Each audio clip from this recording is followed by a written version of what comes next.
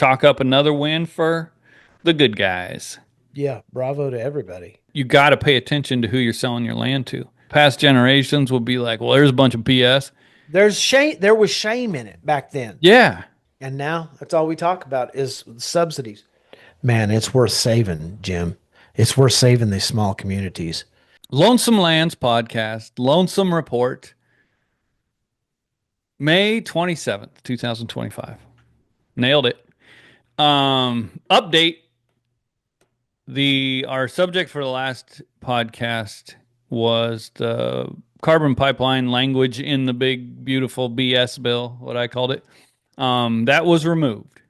So chalk up another win for the good guys. Let's get that right. Now, that was not removed by the Energy Subcommittee. That went to the House with that language in it.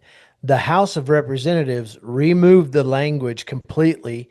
In fact, totally delineated Section 41006, which had that language in it. And so now it heads to the Senate to be considered. All So right.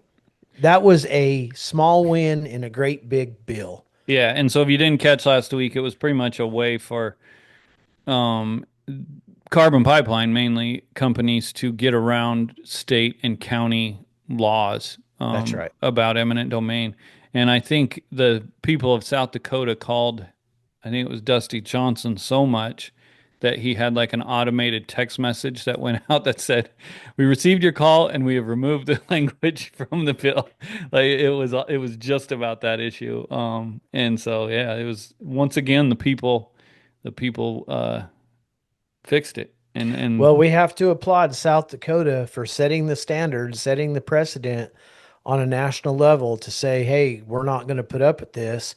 And the fact is in that bill, there was a fast track, a $10 million fast track fee that these companies could pay, which is still in the bill in section 4100, or yeah, 41001 for different types of issues.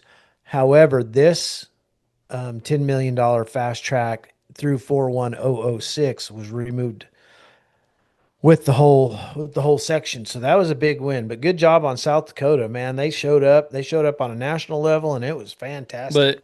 but yeah, and it just goes to show what you talked about last week too. We're living in a different era Absolutely. now. Like we're living in a time where these people can go through, what'd you say, 1,000 and some page bill, and Yeah, we knew about. 1,088 pages. I think we knew about that language within like a day. So I mean, we have these. There's, I suppose there's people going through with like a fine tool or something, typing in words and bringing up whatever. Someone probably typed Yeah, in pipeline under find maybe. or whatever Yeah. with some AI maybe or something like that. That stuff's all getting so crazy that Well, and they were kind of looking at the energy section anyway, right? yeah. I mean, But it's harder and harder to sneak stuff through, and it's easier and easier for people to find it and get the word out. And so, bravo to yeah, bravo to everybody. yeah, folks that did that. The second update, JBS, which was 2 episodes ago. We talked about JBS, the largest meat producer and most corrupt corporation in the world, is trying to go public on the New York Stock Exchange. They had their share that was going to a shareholder vote in the shareholder meeting on May May 23rd. 23rd, Yep. and that passed. And they actually weren't sure if it would pass or not because it dilutes by having to go public, the shareholders don't have as much power, their vote power in the corporation, but it went ahead and passed. And Why is that? I think they'll I'm not sure. Once you get into all of these Well, shares and these probably just when it goes public, it dilutes their yeah, ownership shares. right. Right. So it would dilute their voting power. Yeah. Um but it did pass and it's set. I saw June 12th. I believe they're going to be on the New York Stock Exchange and become more powerful, make more money, uh, whatever. Bill Bullard, RCAF president, was interviewed on Fox News. CEO. Oh, sorry, RCAF CEO. Yeah. Dave Hyde is RCAP Is the president. president. Our good friend Eric Groper, vice president. That's Dave correct. Hyde, also our good friend. Um, and Bill Bullard, good friend of the Absolutely. program. He was interviewed on Fox News, and it was really interesting. I felt like to go back because at first I was like, "Uh oh," and then as you go back and watch it, it's just interesting to see because it's all about the cattle industry, and it's a person who has the person interviewing, you know, as you would expect, has very little knowledge about the cattle industry, and Right. she's talking to Bill about it, and it's Maria Bartiromo, I think Bartiromo, and she's talking about she's kind of a Trump, she's a big Trump supporter. She's not exactly down the middle type of anchor, but she's listened to everything Trump says about how he's supporting the farmers and the farmers are going to be so rich and everything's going to be great. And then she talks about these trade deals, which is really all you've seen about the cattle industry from the administration, right? Brooke Rollins was in England. They had this deal with the UK, a Right. trade deal with the UK. Bill is not he's not your typical DC lobbyist spokesperson type of guy, right? Like, and that's where she kind of bristled up a little bit because she wanted Trump to get praised. And what she actually said by introducing the interview is, we have a 70-year low in cattle numbers, and we're trying to increase exports. And Bill's exporting, building this international market for cattle isn't the goal here, right? Like the the goal would be to reduce imports and build our domestic, Domestic supply. yeah, build the domestic supply of cattle and build the herd, and to support American ranchers with the mandatory country of origin labeling. And it got a little back and forth there because she was like, "Are you saying that Trump isn't doing anything for cattle people?" And he was like, "Yep." Well, it wasn't quite that blatant, but I'm I in my think he just summary. We'll put a link to it. We'll put a I link to think, it. yeah, put the link to it. I think he just used a poor choice of words. And because we, at RCAF USA, we are very happy with what Trump and Rollins and the new administration is doing, and they're very pro agriculture, pro farmer, pro rancher. So we really appreciate what they're doing. She just had a different vision of where that interview was going. I think more or less, like you said, it was she was expecting big praise, and Bill Bullard is not a big praise guy. He's a guy that states the facts, and the facts is our domestic supply is down in terms of numbers. Our ranchers and farmers have lost out. The hot prices are high, which is great, but the inputs are even higher, which is choking it, still continues to choke us out. And until we get more people on the land and more cattle on the land, we're not against any of that trade. Of course, we're not against that trade, but that's not the focus right now.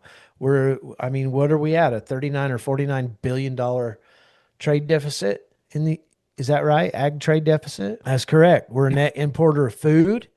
Um, and so we have these issues here at home that need to be dealt with. But it was a good interview. I mean, he maybe the choice of words he said in one sentence wasn't good, but I liked the interview. I thought she did a good job. I thought Bill did a good job, and he's right. All it comes down to is globalism. It's more centralization of the beef cattle industry, and that is posing the biggest problem to date.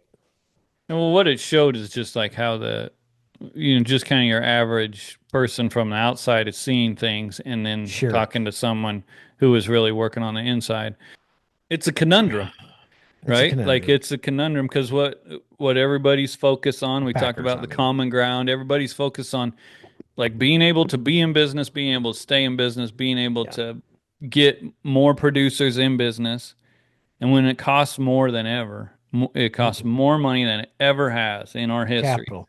to Hmm. become a cattle producer. Hmm. It's harder than ever to become a cattle producer, and we are at the lowest number of cattle producers ever. And so Absolutely. to sit around and complain about it when they're record prices, it's hard for a lot of people to understand. But And then you look to the future and it's like, what is going to happen? I think there is so much Yeah. unknown, and it makes people very wary because you can't invest all this money but to become a cattle producer and not know what's going to happen in the future. Well, it's like we are to a point in history where we can't plan, right? None of us know the future, but to be able to plan out our business strategy for the next year, it's almost virtually impossible to do that. Uh, just because of the industry is so complicated at the moment. It's so complicated, and the diversity of what is happening is just unbelievable. So there's all these things that, back when I started 33 years ago, you could make a steady plan and stick by that plan and progress with the times at the same time. But now there are so many different outside forces that have such a huge effect on the industry now. It's hard to plan. And access to capital today on March 20 or May 27th, I would say access to capital right now is the key issue. We want more people on the land. We want more competition. We want more ranchers and farmers spread out all over the place, right? And so we have to find a way. And I don't know, I'm not an expert, but I feel like this administration has experts in it to say, okay, how can these guys be more competitive on the number one, on the land, on access to land availability, and number one, and number two, access to the capital to ensure their entry or their remaining, right? Because if you're not at a very high equity rate right now, it could get pretty scary to me. Yeah, it's incredibly scary, I think, for anybody who's doing what you do or just putting a ton of buying cattle. Anybody that's buying cattle and hoping that they grow and hoping the prices stay high. Yeah, Um, but I feel like there hasn't been enough focus really on one of the things. Charles Maude made a great point at the end of our of the podcast. If you haven't listened to Heather and Charles, where he said you got to pay attention to who you're selling your land to because we're absolutely. coming up into this generational swap of who gets, of this land changing hands, and people are now selling to the highest bidder, which is Nature Yep. Conservancy, Bill Gates, all of Anybody. these. Yeah.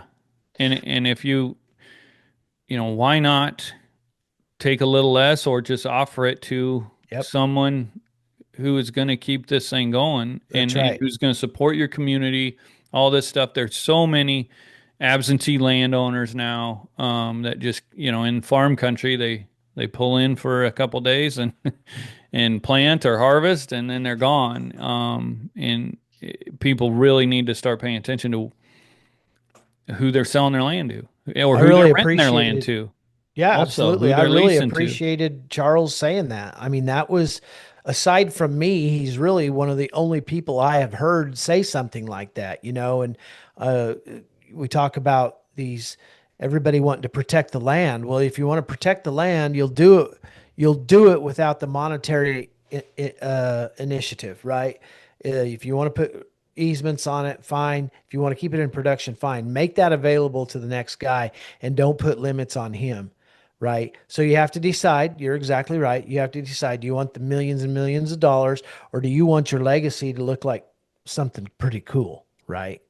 Yeah. And so talking some of these old guys that are exiting the industry now, talking them into that, and I suppose it's hard. And I had a neighbor one time that he was, I don't know, 96, 97 years old, still on the ranch. And I was the only guy in the country that would go talk to him because he was such an old grouch. And he complained about us young guys. And I said, yeah, but you know, bud, you older guys are so bitter sometimes that you don't want to help your younger neighbors or the younger generation get into it. You guys went through hard times. I know that, but we got to have help in this day and age.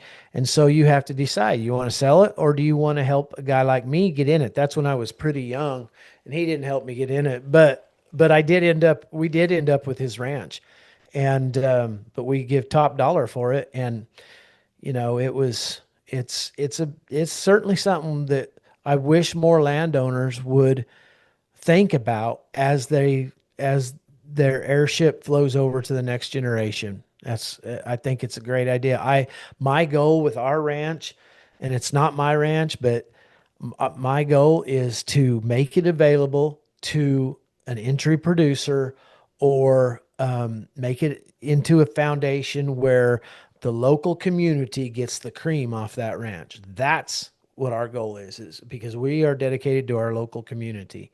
And I hope we can figure something out like that. Yeah, more people talking about it, the more hopefully. I mean, there's people I've heard it that are so bitter they don't even leave it to their kids, Yeah. or their kid has Oh, yeah. worked on their place. You hear these stories all the time. The kid's Yeah. worked on the place for years, and then the old man doesn't even offer it to him, and Yep. sells it to somebody else. That was what happened Or with this old man. yeah, it gets crazy. But I think the more we talk about it, the more it gets out there. Hopefully, people just start thinking about what they're doing, in the actual legacy they're leaving, I guess.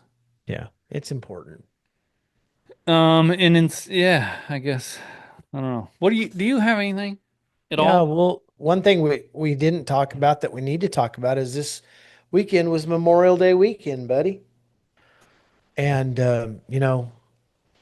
I have a heart for those who shed blood in the name of freedom and liberty. I always have. I wrote this poem about 25 years ago, and it's a true story from the Mullendore Crossbell Ranch up in Oklahoma. And um, it's a very historic and famous ranch with a lot of controversy, and it's a really Well, interesting let's hear story. about that. The Mullendore Crossbell Ranch. Well, it Yeah. was there was a lot of controversy in that the ownership of the ranch was involved in not so honest dealings. And one of the last owners, I think in the 1970s, um, what was his name? Something Mullendore. He was murdered in his home, in his mansion on the ranch in Pahuska, Oklahoma. Anyway, during the First World War, they had some employees go off to war, and the matriarch of the Mullendore Crossbell Ranch told them to hang their spurs from the wagon wheel that hung above the dining room table that they had made a light out of. And she said, they'll hang there till you get back. So I wrote this poem called Brody, Bill, and Sean. Hold on. Yeah. How did you hear the story? Where was it? Was it in the book or something? Or you just I heard it? I I read about it, I'm sure. Okay. You don't It's a good remember. question. You ready? Was that It's really their called names? Brody, Bill, and Sean. That's not their real names, but I made the names Right. up. Creative license. Creative license.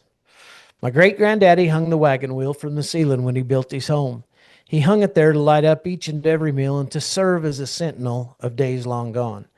Now, that old wagon wheel had brought his family out from Franklin, Tennessee, and had rolled 1,000 miles to claim a stake on the vast West Texas prairie. And it has hung there since I was a tiny little boy. I've heard a million stories told beneath it, stories of trying times and times of joy. Now, for 50 years, 3 sets of spurs have hung from that old wheel, and I often think about 'em like each time I sit to eat a meal. You see, they belonged to cowboys who worked for Granddad when the war was coming on. Good cowboys you hate to lose. Their names was Brody, Bill, and Sean. And somehow Granny knew that they'd be called to serve for Uncle Sam, to go off to a faraway place and defend this sacred land. So she told them to hang their spurs from the wheel in the dining room. They'd be there when they got back, and that she hoped was soon. Now, Brody's spurs were inlaid with silver in his name. Bill sported his brand, and Sean's were only plain, but as time flew by and years passed on, we never heard from them until one by one they each showed up in a box marked U.S. government. Now, those cowboys was our family. They never knew their own. So we buried him at Cottonwood Hill under a tree that still softly moans.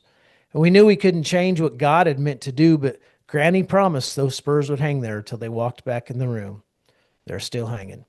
Sometimes I can hear their ring. It reminds me of the freedom those cowboys fought so hard to bring. And that's the story of Brody, Bill, and Sean off the Mullendore Crossbell Ranch in Pahuska, Oklahoma. Last week we talked about this mess in Colorado, right? This is Colorado is The still, never-ending mess in Colorado. it's just a never-ending mess. House Bill 1332. They're trying to hire a radical environmentalist, animal rights activist as the head of the state land board. There's just the Colorado Wildlife and Biodiversity program, and it just never ends, dude. You sound exhausted. Um, yeah, so I've seen a lot of people talking about that. Maybe it's just you the stuff you're reposting, but do you think does it seem like there's significant pushback against this lady? Yeah. In fact, they have, and I need to get it. There is a place where you can go, I think, on the net to give your opinion. They've had a lot of calls at the state land office, and I know that's why that they've opened this link up. So yeah, there is a lot of pushback. A lot of people calling me, agri professionals out of northern Colorado. They're doing a really great job keeping on top of it. Rachel Gable, great job of keeping on top of it. Sean Pond, great job keeping on top of it. And then you got Trinity Vandenaker, and you got um, uh, who else? It's a bunch of people talking Well, about it. you So that's sit there good. looking all defeated. It sounds like you're winning. No comment.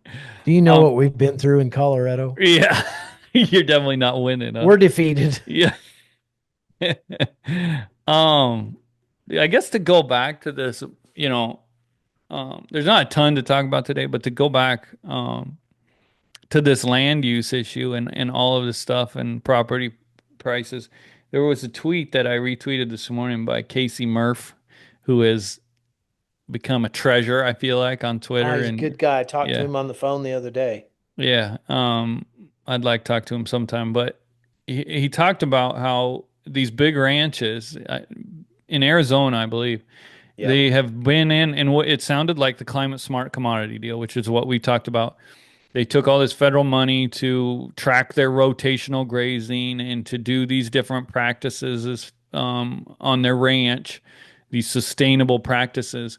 And now they're going to start taking federal money to put solar panels on top of those lands that they took a bunch of money in to improve.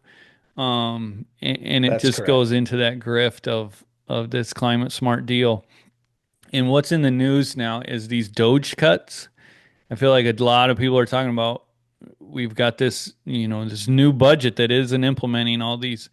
Our most listened to podcast that we've done together ever was about um, the Doge and what they're Mhm. exposing in the Data Republican, and we typed in Ducks Unlimited and all the hundreds of millions of dollars they're getting Yes. from the government through agriculture, all of these different companies. And that is really what people are interested in and interested in seeing happen is all of this climate grift money in agriculture being cut Yeah. off. And it's just Yeah. not happening.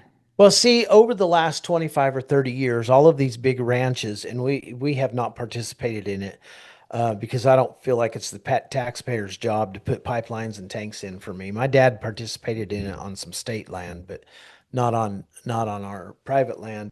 But what they've done is they've made these equip programs, and an equip program is where you spread your water out. You are able to rotational graze. They help you with fences by breaking, making smaller what they would call paddocks or pastures, and then you rotate. And it's all about, sustainability. It's all about not abusing your country and all of that stuff. And these great big ranches like the Babbitt ranches out there, they participated in all those big programs. They would cost share. The federal government would cost share so much at a percentage of so much to help you put these, if you needed a pipeline put in, new fences, cut pastures up, new tanks, whatever that may be. So this federal government has spent millions and millions and millions of dollars in the West, and I'm not begrudging anybody of it. I'm just saying that's the way it is. they've helped the people, and now you have these great big huge ranches that have vast amounts of land that are participating in this sustainable development in renewables, right? So they're putting great big huge solar farms in. Well, what does a solar farm do? It covers up everything you did, right? It's good. They're no longer going to be using those pastures. They're going to use them for solar. So the federal government has spent all this money increasing the productivity on these ranches, and now they're going to spend all this money helping put solar farms and windmill farms and renewable energy across these ranches, and we won't be using the tanks or the pipelines and the new fences. That's what it amounts to. Yeah. That's It's just a, crazy. just, But I'll tell you one. I was talking to an older neighbor friend of mine, a little old lady that lives across the street from me, this morning. So about a month ago, we had this terrible hail, and all of my neighbors' roofs got just shattered. Right. So my wife's like, "You need to see if our roof is okay," and I'm like, "It looks great. I mean, we didn't have much damage. I think it's brand new, basically."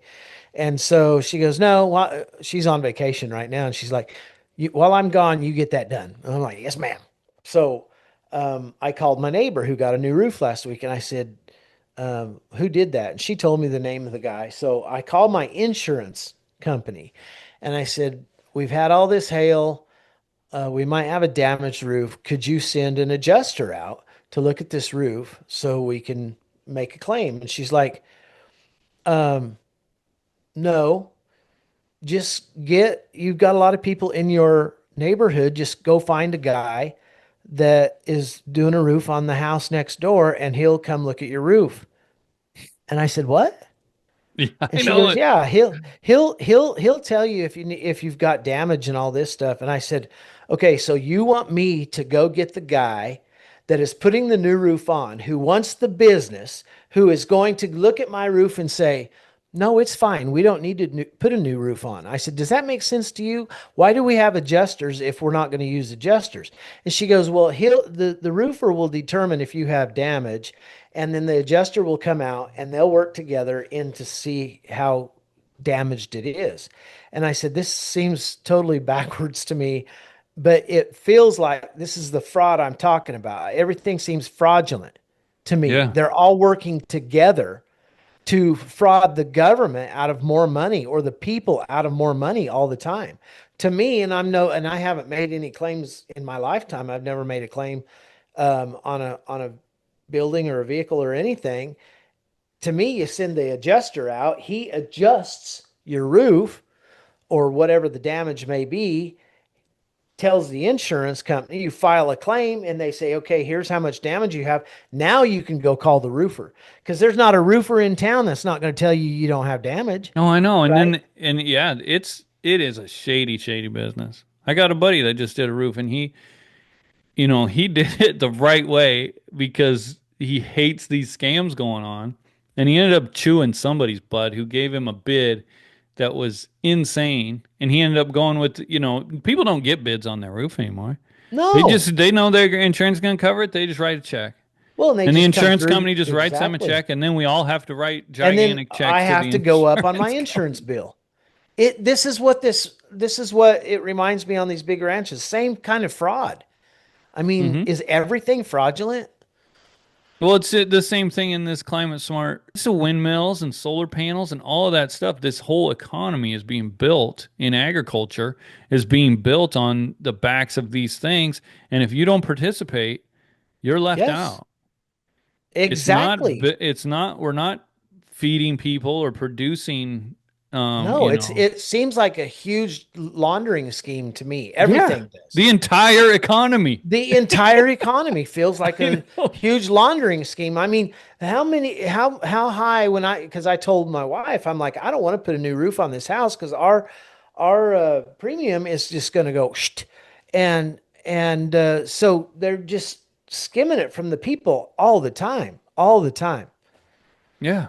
Well, I mean, health insurance, everything. Like, where Yep, does this end? I feel no like it joke. only ends in one place, a crash.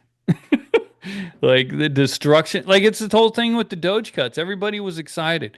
There has never been more momentum politically, I don't think, in my lifetime Yeah, to fix the U.S. economy Yeah. and what we're talking about right now. And all of our senators and congressmen, Thomas Massey's talked about it, Rand Paul's talked about it, but very few others have talked about it. We need to implement these cuts and reduce spending instead of increase it. And you know, now it sounds like Elon Musk is about giving up. He tweeted this morning, "I tried my best. I did my best," is what he said. And by he brought it in, he exposed everything, and now they're just gonna let it go. It's unbelievable. I know it. We had no plans to go down Who this is route, they? but When you say they're going to let it go, who is they? our senators and Congress people, they're not going to implement the Doge cut. I mean, and there's people tweeting this morning like we have to demand this, and I would agree. We I have to agree. demand like there is all this fraudulent money and not, all that Elon Musk can do and Data Republican and all the geniuses that he hired, all they can do is expose it. They can't cut it. They Right. they Congress can't. has to, it's Right. that Congress has the purse strings. And so what they did, and we're very excited about, is they come through and exposed it all, and now nobody's doing anything about it. Yep. And This I is mean, and in this agriculture, is fun. it's the same as everything. It is. Like I mean, we now are in an industry where people, when they hear about a government program, I feel like when I was a kid, or past generations will be like, well, there's a bunch of BS. there's shame. There was shame in it back then. Yeah, it goes back to like Cinderella Man, that movie with the boxer. It's set in the Depression. I haven't seen it for years, but there's a scene that has stuck with me where he takes like welfare money to feed his family, and then he becomes like this famous boxer, and he goes back and he pays it back. As soon as Pays he it gets back. enough money, he Okay, goes back. you were talking about this book, right? The Yeah. Worst Hard Time. In this book, it states, that these people did not want to take, it was a shame to take money from the government for help. They were so proud, even in their lowest moments, in their starvation, in their inability to leave the country, in their ability to leave the country. I mean, in my country, the drought was so bad that people left, and they left their beds, they left their cars, they left their wagons, they walked out of those hills and went wherever they could to find food, to find a job. And they absolutely had some pride at their very lowest points. They did not want to take that money. And now that's all we talk about is subsidies.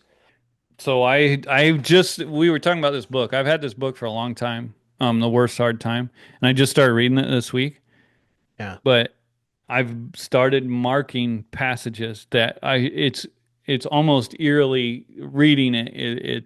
It's kind of eerie as you read it.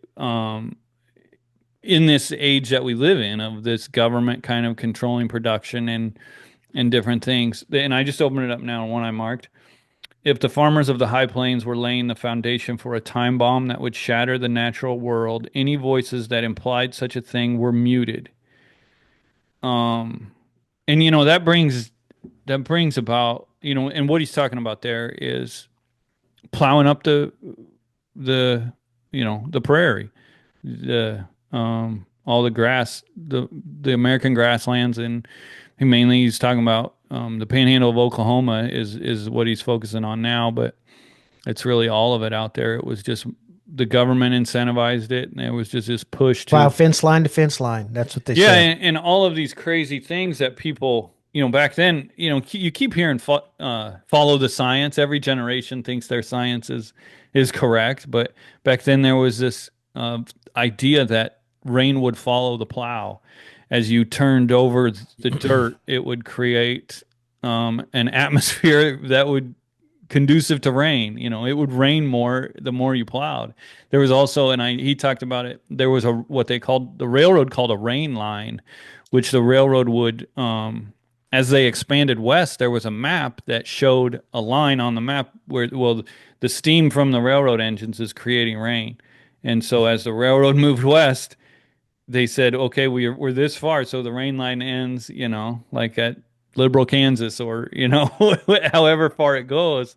Um, and that was the thought back then, and it just reminds me today of windmills and solar panels and everything we're doing now. As you know, there's another, it said the flattest, driest, most wind-raked, least arable part of the United States was formed by government incentive, private Yeah. showmanship, and human desire from the great American desert to into Eden with a haircut. Yeah, the time bomb that would shatter the natural world. And that to me, like economically, it seems like we're dealing with the time bomb more. The soil is the one indestructible, immutable asset that the nation possesses. It is the one resource that cannot be exhausted, that cannot be used up. That is the Federal Bureau of Soils, probably in the 20s, right before the Dust Bowl. Um, yeah, there's a lot of good stuff in there, but it just goes to show. I mean, there's always been fraudsters and hucksters and that kind of stuff, and people trying to Well, manipulate things, but we're living in a whole yeah, and different world. it's a different set of dreamers, right? Because um, as we settled America, the people, we were almost 100% agrarian in nature, and we all had a dream. The Constitution allowed us to have that dream of life, liberty, and the pursuit of happiness, or life, liberty, and property. And everybody wanted their piece, right? And so there was a great dream in that, but there was nobility in that dream because it was self-sufficiency. And the nobility of that is gone because now it's not making it, it's taking it. We've become takers, right? We've become takers off the other party instead of very few entrepreneurial thought out there. It's more of who can I take from? How can I get it? How can I get it? Instead of building these communities. And, this this was a dry and barren land, and it was tough. And my dad told me, my dad was born and raised in this country, in that country. And he said, Shad, it wasn't meant to be farmed. It was meant to be cow country, right? And this little point in this book, it's pretty cool. The Worst Hard Time by Timothy Egan. He says, for all of the horror, the land was not without its magic. This is what my dad says too. For all of its horror, the land was not without its magic. The first Anglos in the panhandles used to recite this little ditty. I like this country fine. I think it's awfully good. For the wind pumps all the water and the cow chops all the wood. And that's right. I mean, it gave him a dream, and when it's good, it's so good and it's so satisfying. And to go across there, if you ever get a chance to read the book 6,000 Miles of Fence about the XIT ranch, they talk about drilling these wells, and the land was plentiful, with deep water. That was deep water, but closer to the Arkansas River, you got the shallower it was. And one thing that the plains had, as we were renewable long before being renewable was cool, right? We put up these windmills to pump the water, and the water made the plains more productive, and we fed the world. That we did things that we shouldn't have done, but there is a special feeling about the plains that brought a lot of dreamers west. And man, it's worth saving, Jim. It's worth saving these small communities. It goes into everything, like from solar panels. It's worth saving from windmills. It's worth saving from, I mean, we talk about all this government fraud and waste, Marijuana. and agriculture is such a big part of it. I texted you this morning how like we need people with balls to stand up against this EID mandate. We were mainly talking about EIDs, but the whole thing is we need people with like courageous type people to stand up for like the truth of and to not get into these scams. And when the scams are going on, to Yep. talk about them. Just like the land issue, we Yes. need people to talk about how we need, instead of selling your land to Nature Conservancy or Bill Gates or any of these big foundations, for the highest bidder, why not look to your local Yep. guy? It's the Yep. same way of, instead of, getting in on the climate smart commodity when you know it's not, when you know it's a fraud, which some people didn't, and that's the other problem I think with these organizations is they convince people Sure they do. that they're not. Well, Uh, that's the whole issue of what we're fighting is they take the independence out of it. They take the independent thought away from the individual. And so there is no more individualism. right. Liberty is based on individualism. And these trade organizations and these globalist elites, these global elites, these agricultural elites, they become collectivists to push their agenda. And when they collectivize the people, when they centralize the people, there's no more independent thought. I know that sounds mean, but it's true.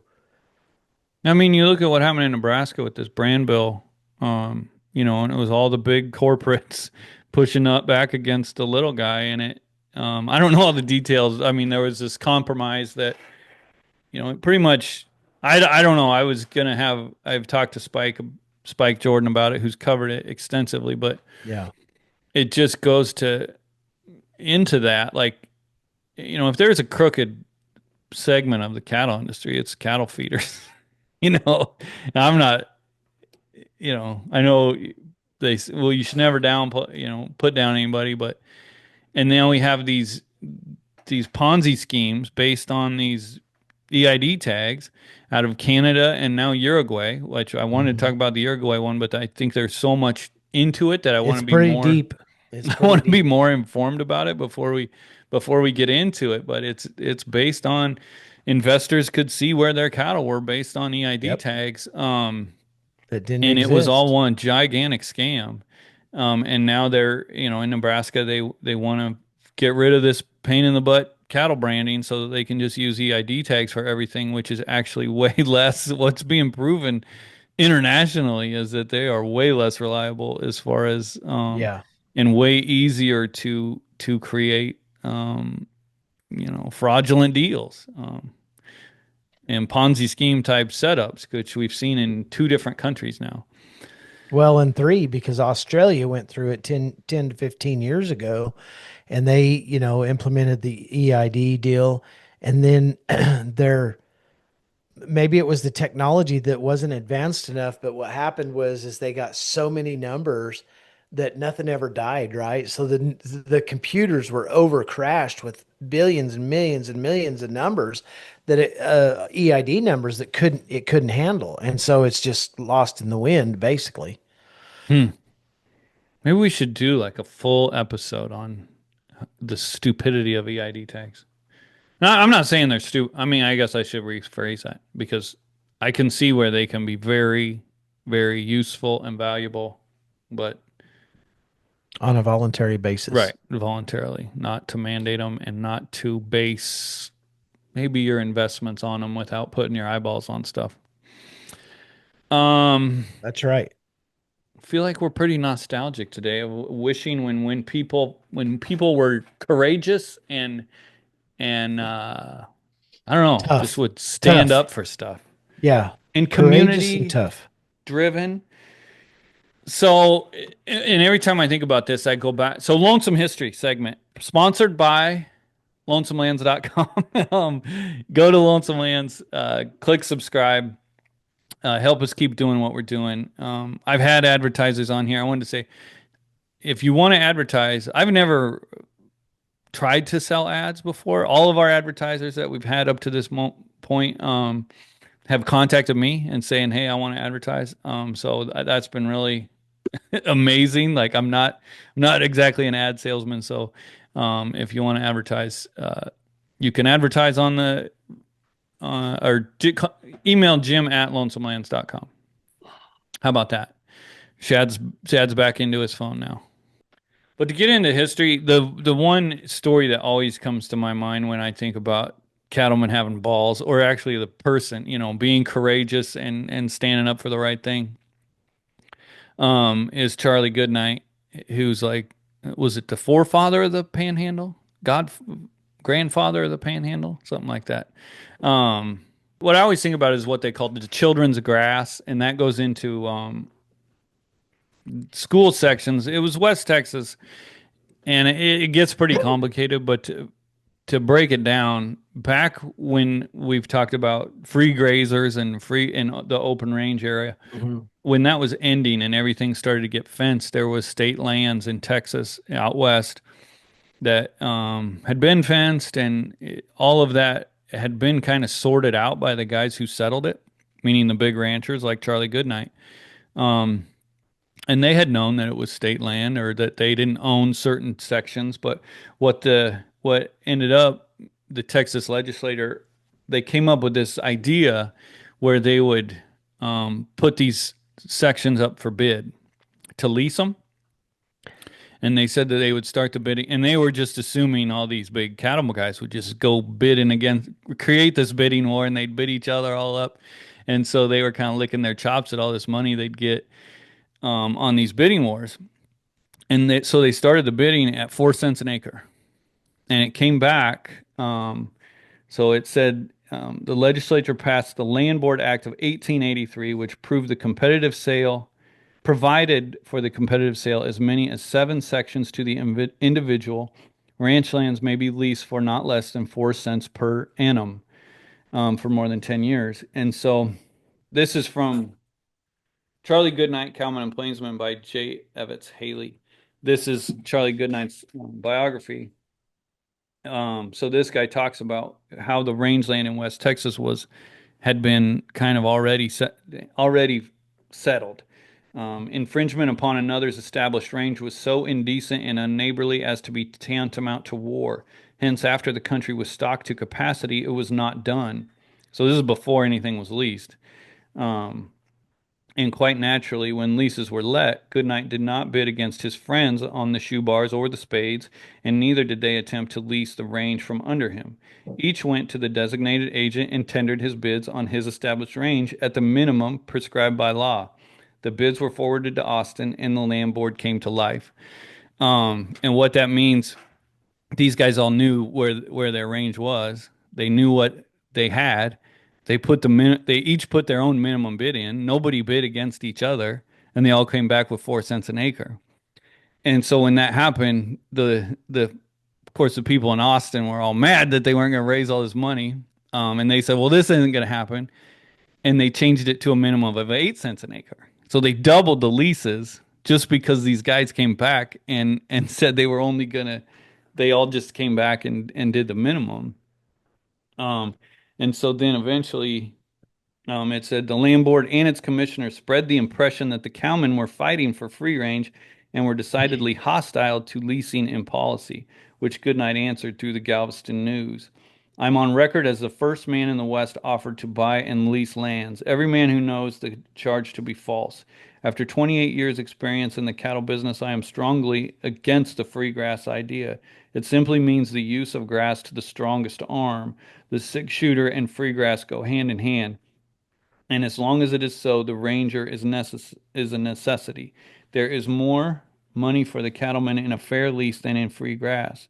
The reasons are he is able to systemize his Mm. business and improve his stock and the real secret of profits. My next neighbor who leases with me must assist me in protecting my cattle to protect his own. But to monopolize free grass, a man must have a tough set of hands whom he has kept around all the time, and they will eat up profits and make every blade of glass cost him more if he had at least been fenced. I mean this to apply to a country settled by cattlemen and not a wilderness. And then again, did anybody ever hear of any country being anything where the people did not own the soil? Properties of no kind can be safe where the people are not fixed to the land. Mm. Wow. How about that for 1883? Um, and so, he was just giving what he means by that is if you didn't have these leases, people were saying that he was against the lease. He was for the lease and he was for the amount that they offered it to him. And he said, without the leases, what you have is you would just have to have your own police force, Yeah, really. it's just a free for all. Right. Yeah. And that's what we saw with the Johnson County War in Right. Wyoming. But uh, that was, Charlie Goodnight was progressive in all the word. Okay. So the way that they settled this was pretty interesting. because they kept coming back and saying we weren't. You have to pay the 8 cents. It got into the courts and got all complicated. So Goodnight went to Austin, Texas, and it says as lease tenders were made in cash, Goodnight joined Buck Walton and W.B. Munson of the Anchors, went The to anchor. Colonel George Brackenridge's bank and drew $72,000 for the JAs, while Munson drew an amount his firm owed. After employing a husky porter, they loaded more than $100,000 in a wheelbarrow, strapped on their six shooters, and with the porter wheeling the money before them, marched up Congress Avenue over to the old land office and tendered the money to Treasurer Lubbock. He refused to accept, but Walton pushed a receipt for tenure under his nose, and Lubbock affixed his signature. The cowman wheeled the money back to the bank. Goodnight paid $175 for its use, and the state had lost its chance forever. Meaning, the state had came to them, told them they would lease them. They'd start the bidding at 4 cents. They came back with their 4 cent bid.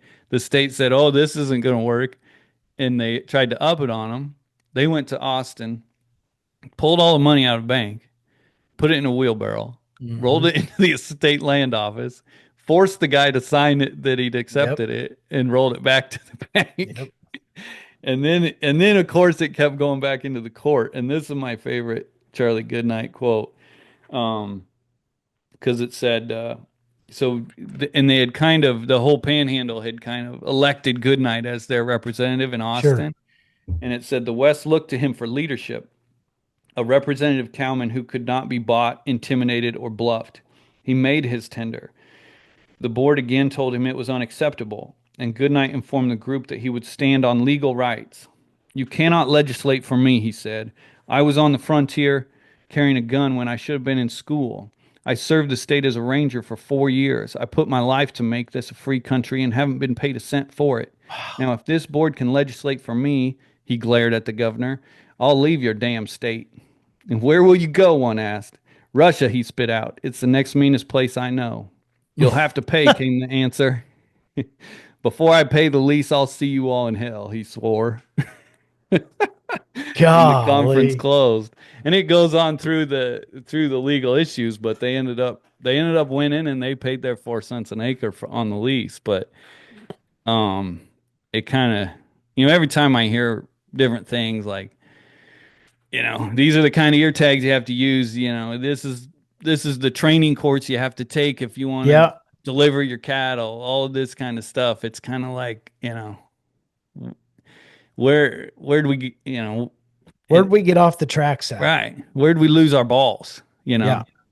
I mean, and going back to I don't know. It's just always reminds me of that story. How I mean this goes into Yellowstone. It goes into all the. This is why people love Yes, the cattle industry. It's absolutely. why people love the cowboy. It's the rugged Yes. independence. And I'll see you all in hell before I do that. And that's what we need to get back to. Well, it was where character and moral character and value um, was first. And I mean, there was crooks back then too, but not as many. And they were dealt with a steady hand. And Charlie Goodnight was a part of that, right? And I love it when he says, "I'll go to Russia. It's the Yeah, second meanest it's the place I meanest place know." I know. Those people were tough. They were tough.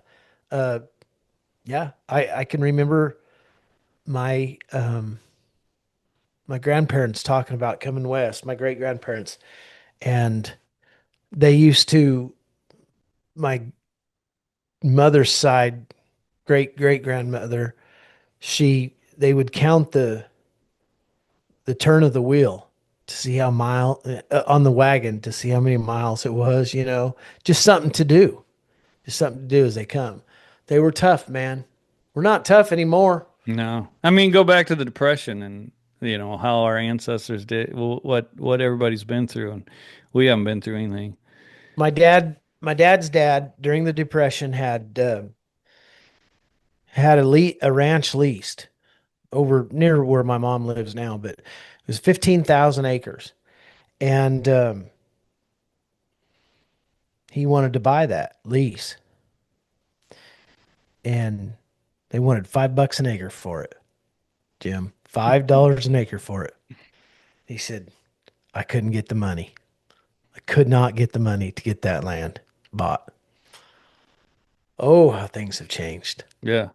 My dad tells me, I don't know if he'll want me saying this, but his grandpa was pretty rough character. And he talks about my dad would sit in my dad's grandma was pretty, strong-willed too.